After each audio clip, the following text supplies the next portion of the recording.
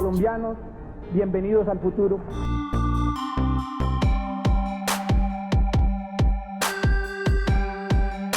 ¡Que vivan los campesinos! El freno del TLC es el freno a la inversión. Es el freno a la inversión para generar el empleo alternativo al narcotráfico. ¡Que viva la gente que lucha por la tierra! I promise you, America will always win. Exactamente dentro de un mes entra en vigencia, ya en términos prácticos, el Tratado de Libre Comercio con Estados Unidos. Se está negociando lo que no se puede negociar y volver negocio, se negocia a escondidas y se negocia sin consultarle a la gente. Entonces hay cosas que no se pueden comprar o vender y esas no pueden entrar en negociaciones y por eso no puede haber un tratado de libre comercio. Durante las negociaciones el sector agropecuario fue un poco la moneda de cambio. Contravía. De manera masiva los campesinos, los indígenas, los afros, los productores de arroz, los productores de pan coger, los productores de cereales, hicimos con FENALCE en aquella ocasión la consulta, masivamente llamaban la atención sobre los riesgos que identificaban en el Tratado de Libre Comercio. En el 2009, nuevamente, junto con Luis Jorge Garay, Fernando Barbieri y Iván Cardona, Oxfam produjo un estudio ya específico sobre el impacto que podría tener el Tratado de Libre Comercio sobre la economía campesina en particular. Con todos estos estudios lo que tratábamos de hacer era alertar a la opinión pública y a las entidades para que los términos de la negociación cambiaran y para que en caso de que se firmara se establecieran los mecanismos de protección para el campo que evitaran la quiebra del sector. Los TLC nos acabó con los cultivos de cereales como el frijol, la arveja, el trigo y la cebada. Entonces nosotros estamos reclamando eso. Quiero dejar bien en claro, es que nosotros no le estamos pidiendo plata al Estado. Queremos es que implemente nuevas políticas. Hoy podemos anunciar que el 15 de mayo, exactamente dentro de un mes, entra en vigencia, ya en términos prácticos, el Tratado de Libre Comercio con Estados Unidos. Y se plantearon varias alternativas, al gobierno se le plantearon muchas alternativas de cómo negociar el sector agrícola. Varias cosas. Uno, que los gringos eliminaran las ayudas internas a la producción. Dos, que hubiera la posibilidad de poner derechos antidumping o derechos compensatorios automáticos por los subsidios o el dumping que los Estados Unidos hacen con sus productos que nos mandan. Tres, que hubiera una cooperación para crear un fondo de tecnología que nos permitiera prestar asistencia técnica a pequeños productores. Cuatro, que no se entrara al acuerdo de semillas, que ahora se me olvidó el nombre, el de la UPOV 91 que genera unos sobrecostos sobre las semillas. 5, que se negociara con cuidado la propiedad intelectual en fertilizantes y abonos con las empresas productoras de agroquímicos y que no se aumentara esa protección. Es decir, todo este tipo de cosas que inciden en el costo de los insumos. Todo ese tipo de propuestas se hicieron, pero no tuvimos eco de ninguna clase. Y esas propuestas siguen siendo válidas hoy. Juan Roberto Malú, muy buenas noches. En este momento el Senado está votando el Tratado de Libre Comercio entre Estados Unidos y Colombia. Ya votaron, están contando los votos. Eso está sucediendo ahora. Es la última instancia que le queda al acuerdo comercial entre Colombia y Estados Unidos para ser aprobado por el legislativo estadounidense. Esperamos 5 años para llegar a este minuto, porque es que en realidad es cuestión de segundos cuando terminen de hacer este conteo para decirnos en cuánto queda esta votación en el Senado. Y ya es que ya con esta votación ya el TLC con Estados Unidos es un hecho. Cuando me reuní con el presidente Obama en septiembre del año pasado, anuncié que habíamos entrado en una nueva era en nuestras relaciones. Una era en la que Colombia y Estados Unidos íbamos a ser dos países iguales. Esa nueva relación se reflejó en abril de este año, cuando el presidente Obama y este servidor anunciamos el acuerdo para descongelar el Tratado de Libre Comercio que llevaba en el congelador desde el año 2006, es decir, más de 5 años. Pues bien, hoy, 12 de octubre, Día de la Raza, con la aprobación del TLC por parte del Congreso de los Estados Unidos, el presidente Obama cumplió su palabra. I promise you, America will always win. Doctor Garay y yo estuvimos en Washington hablando con los negociadores del tratado y les preguntamos qué había pasado, por qué esa negociación había sido así. Dijo, sí, y nos dijeron con estas palabras: el tratado estuvo muy mal negociado en parte agrícola, pero la culpa es de su gobierno, no nuestra. Esa es la verdad. Vamos a implementar este acuerdo comercial que nos va a permitir un acceso permanente y privilegiado a la economía más grande del mundo, a más de 300 millones de consumidores con un ingreso per cápita alto. Con este tratado vamos a crecer por lo menos 1% más de lo que veníamos creciendo durante el resto de nuestras vidas. Con este tratado vamos a generar por lo menos 250,000 puestos nuevos de trabajo.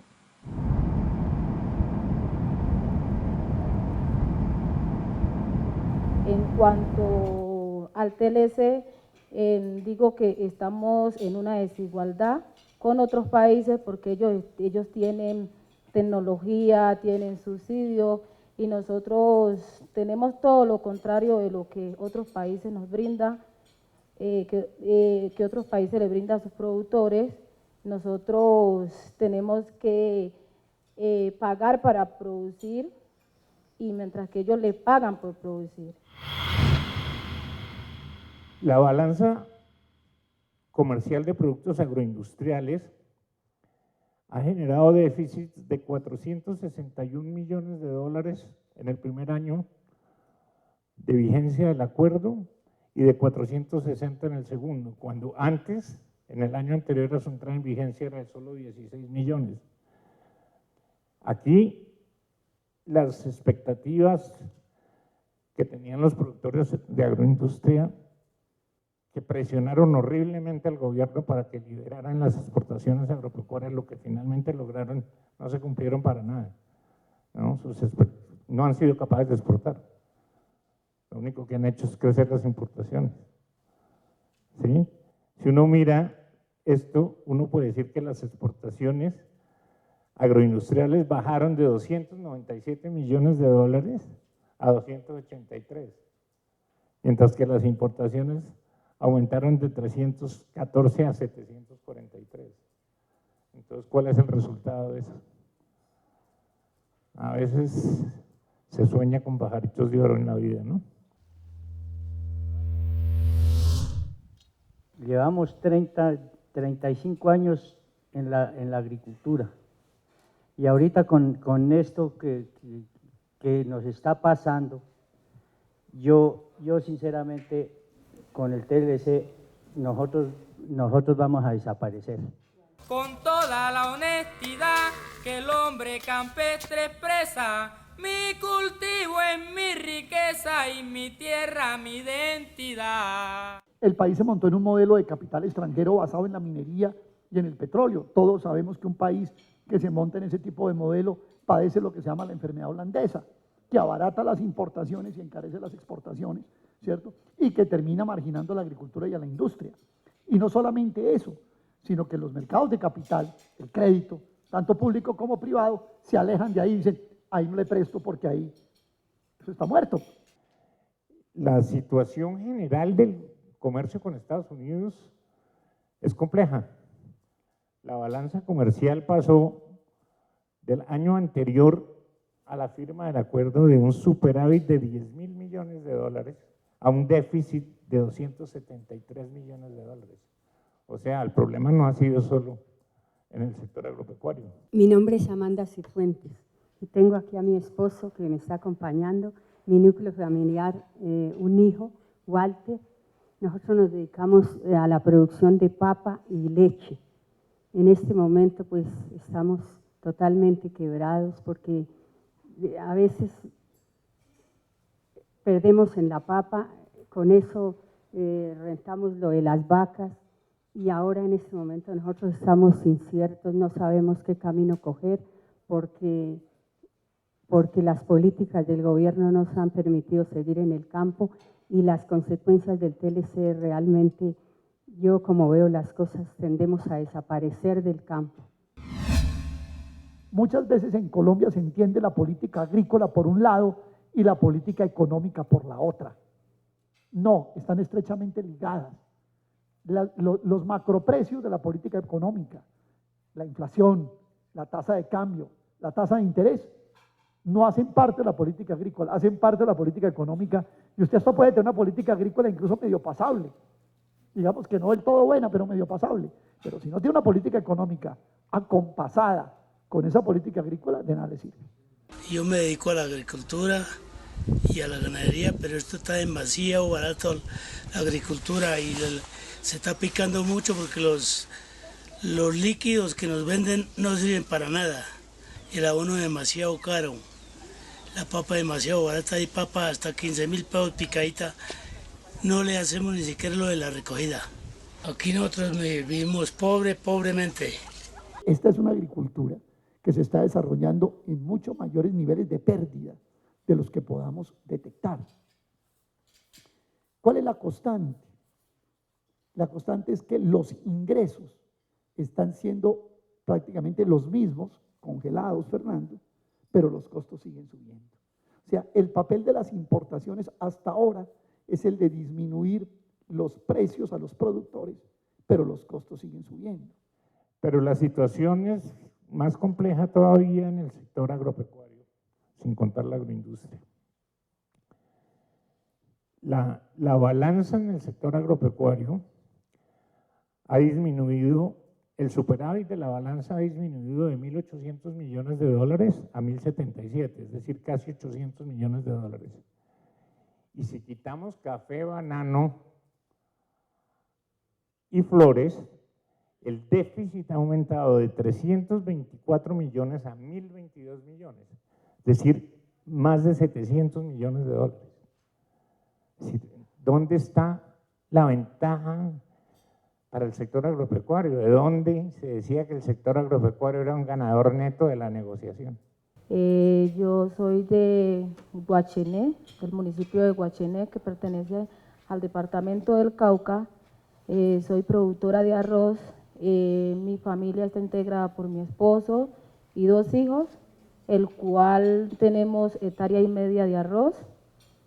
Nos hemos visto muy afectados en cuanto al TLC y los insumos que son demasiado caros. Nos ha afectado tanto en que hemos tenido que reducir los insumos debido a los costos supremamente carísimos. Nos ha tocado reducirlos y a través de eso se reduce la producción en el cultivo. En el TLC vamos a aumentar nuestras exportaciones, se calcula que mínimo en un 6%. Con este TLC va a llegar mucha más inversión para la infraestructura, más inversión para la industria, más inversión para el desarrollo rural.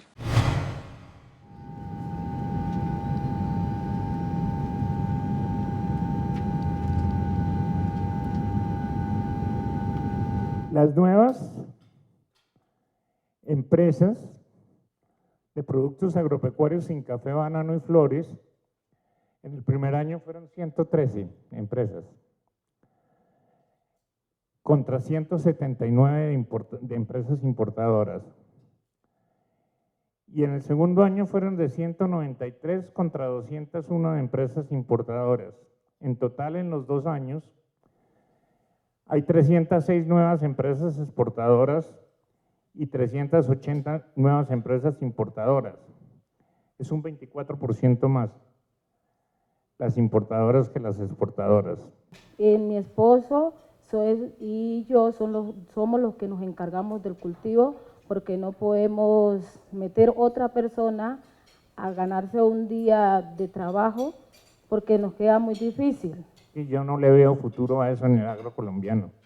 Y no le veo futuro porque este país no tiene oferta agrícola de exportación en el agro. Y eso se dijo desde el principio, desde que se hicieron los primeros estudios.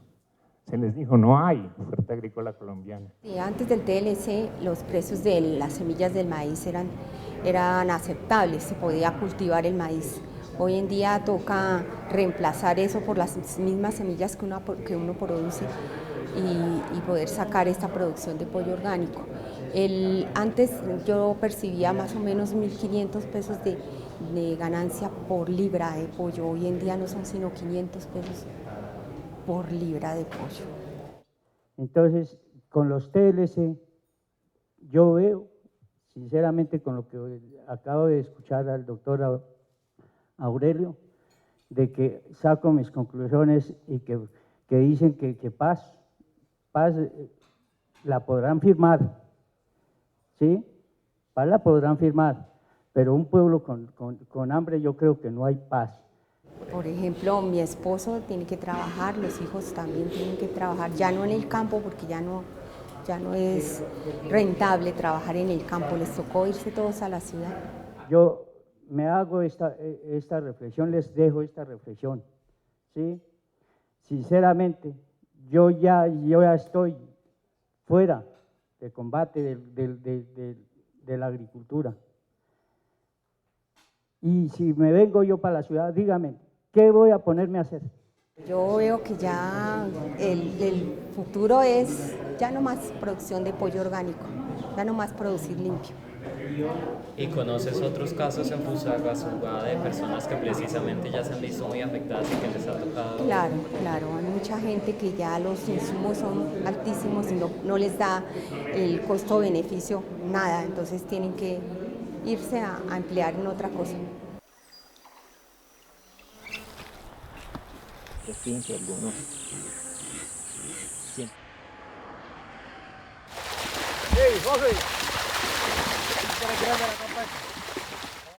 Lo que vienen son las 32 recomendaciones de la OCDE para la agricultura colombiana, que son que distritos de riego, carreteras, 0 subsidios, 0 refinanciaciones y más libre comercio. Y el ministro de Agricultura salió a decir que cómo no, que eso ya lo estaban adelantando ellos. Antes del Tratado de Libre Comercio nosotros subsistíamos, no holgadamente, pero sí nos manteníamos de alguna manera. Hoy los 3 núcleos familiares tenemos que primero hacer nuestras propias labores de campo, porque no tenemos forma de pagar trabajadores. Y segundo, por supuesto, el nivel de vida se ha venido deteriorando. Ya no nos podemos dar algunas posibilidades que nos dábamos antes.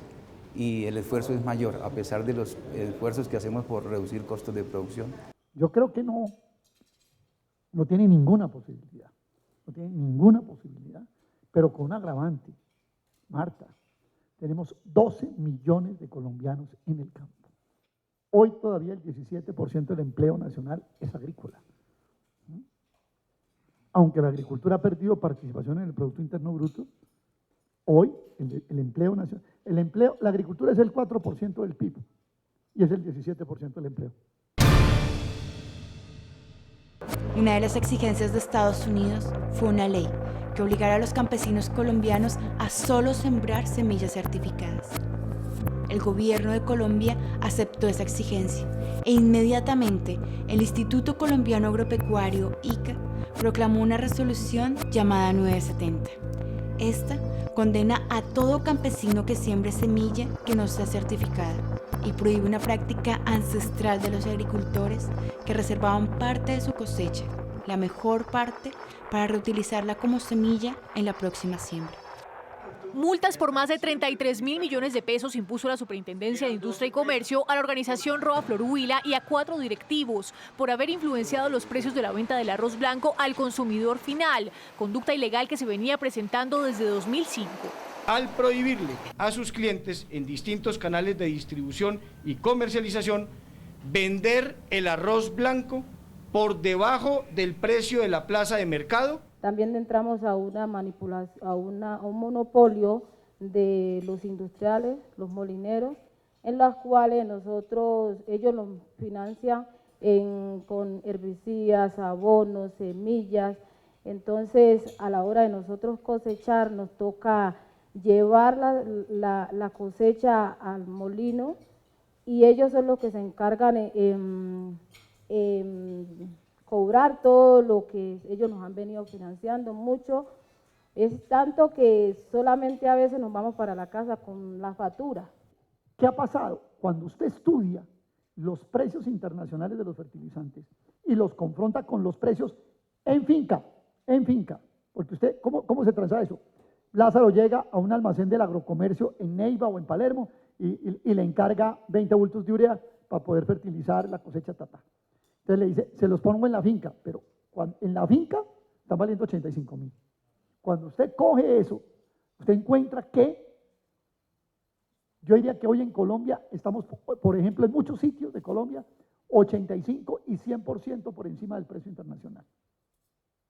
¿Qué hace el gobierno colombiano? Entonces el doctor Iragorri dice que él ya está llegando un barco cargado de fertilizantes para aliviar el problema.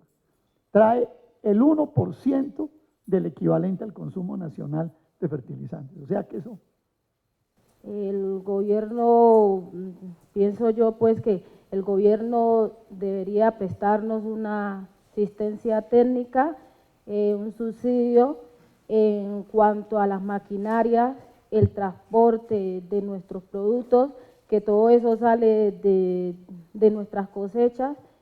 En el 95% de los países donde yo he estudiado algo de agricultura, los fertilizantes son subsidiados por el Estado. Y en muchos de esos países donde no son subsidiados, el Estado tiene la fábrica de fertilizantes. El gobierno nacional negoció recientemente con el sector de los arroceros, quienes se habían declarado en paro, pero todavía falta bastante para convencer a los demás sectores agrícolas que están decididos al cese de actividades generales para el próximo 28 de abril. La falta de opciones llevó recientemente a los productores de arroz al cese de actividades, un paro que levantó el gobierno nacional con la promesa de comprar la carga de cereal a precios justos.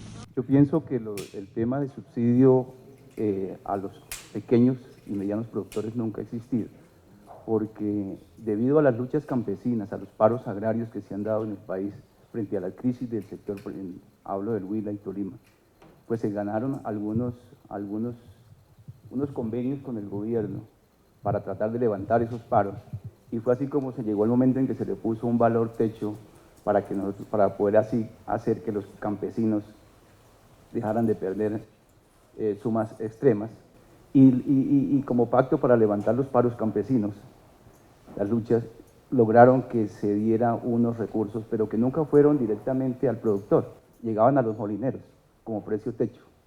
Ellos cobraban eso al gobierno o al Estado con las facturas con las que se nos pagaban a nosotros las cosechas.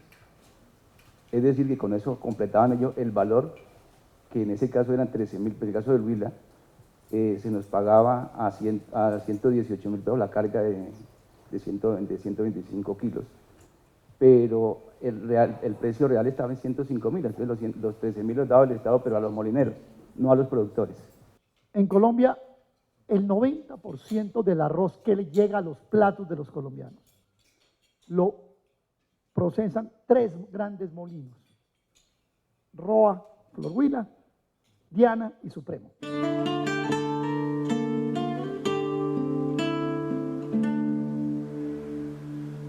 Ellos van al comienzo de la cosecha a donde el comercializador, o en el caso específico del Cauca, a donde los de arroz blanquita les dicen: yo voy a producir, ¿cuánto estás produciendo? 1,5 hectáreas.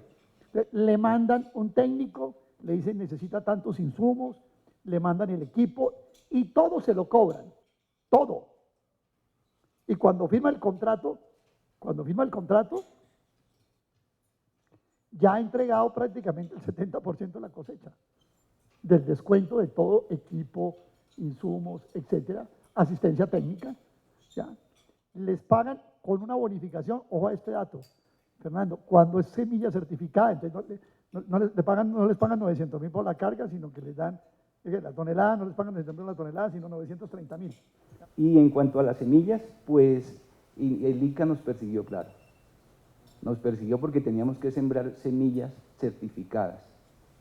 Fue así como en el municipio de Campo Alegre, que es un municipio productor de arroz, su mayor actividad es la producción de arroz, se les quemaron con las autoridades presentes y no hubo fuerza alguna que pudiéramos evitar. Se quemaron, no recuerdo exactamente, una cantidad de toneladas que llamamos nosotros semillas de costal, que nosotros mismos las producimos y la práctica que hacemos es sacar del lote que está más limpio, que nos da mayor producción para volver a utilizar y reducir costos en ello. Pues incluso los molinos llegó un momento dado en que nos decían, si no siembran semillas certificadas, a ustedes no se les va a poder recibir la producción, porque eso, según ellos, era por un lado mala molinería, era un producto que no cumplía las condiciones que ellos requerían. Hoy, yo no sé precios, Lázaro, corríjame, Denis, pero hoy un agricultor puede estar vendiendo a 1.200 pesos el kilo de arroz paddy. No sé si estemos en 1.200, no sé ustedes, más o menos, 1.200, 1.300 pesos el kilo. Vaya, miren cómo está el kilo en un supermercado. Casi que triplicado el precio. Se triplica en el paso de arroz paddy a arroz blanco. ¿Quién lo triplica? Esos intermediarios. En la agricultura los precios al consumidor final no los fija el productor, los fija el intermediario, procesador, acopiador, etcétera. Es el que los fija. Entonces, lo que hay en Colombia es un oligopolio que tiene precios costosísimos para los consumidores y esclavizados a los productores. Frente a las crisis que se han presentado por el problema de ácaro, de bacteria, y ahora con los precios y los altos costos de insumos, son muchos los más pequeños han venido saliendo del campo de la producción. Ellos han venido, los grandes han venido comprándole a los pequeños y los otros se han tenido que ir marginando de la actividad, por supuesto, engrosando los cordones de miseria de las ciudades.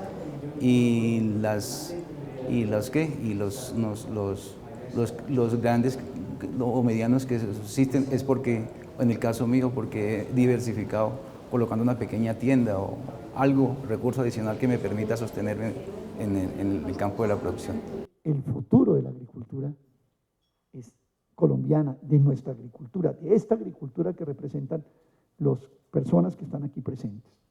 Y del resto, los rostros del libro, es una agricultura que tiene un futuro muy incierto. Y yo diría que hay un pulso entre estos agricultores que quieren sobrevivir y persistir en el agro contra las políticas públicas, las recomendaciones de los organismos internacionales y todo lo que se ha venido desarrollando en contra de la soberanía alimentaria y de la producción agropecuaria nacional. Contravía.